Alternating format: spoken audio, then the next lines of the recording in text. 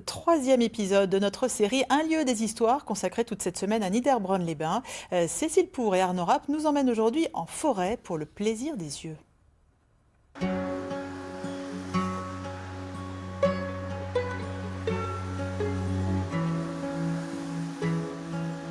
Voilà, aujourd'hui on vous avait promis de vous amener à la place des sorcières, mais ça monte un peu beaucoup et la voiture en a décidé autrement, elle ne veut pas aller plus loin. Bon, donc on va laisser tomber, mais c'est pas grave parce qu'on vous propose quand même une super promenade avec un magicien de la photographie.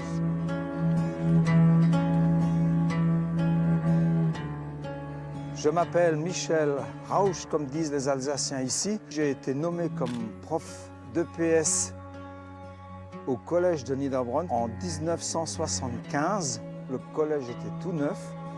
Et quand je suis arrivé ici, j'ai été émerveillé par la nature. J'ai grandi, moi, de mon côté, du côté de Metz, dans la sidérurgie lorraine où mon père travaillait, où ce n'était pas du tout le même décor.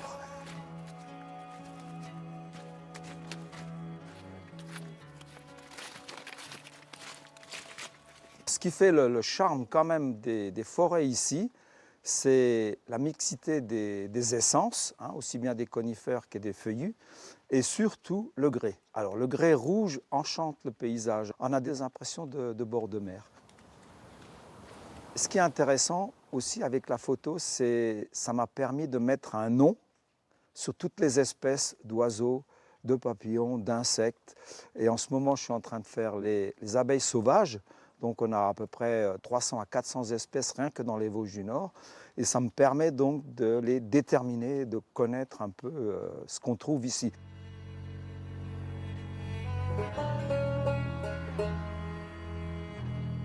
Alors, depuis tout ce temps, je ne peux plus compter mes images, mais il y a bien 100 000 photos.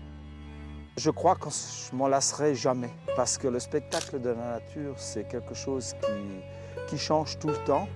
Et à un certain moment, quand on la connaît, on se rend compte de sa fragilité.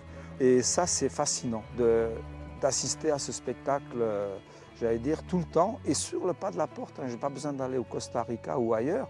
Ma femme me dit souvent, ouais, les collègues me disent, allez, il faudrait qu'il aille une fois au Costa Rica. Alors elle leur répond, mon mari, il n'ira pas au Costa Rica.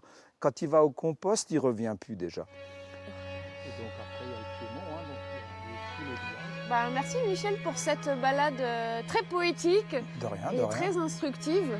Nous, on se retrouve demain dans un décor tout aussi magique, dans une villa digne d'un conte de fées.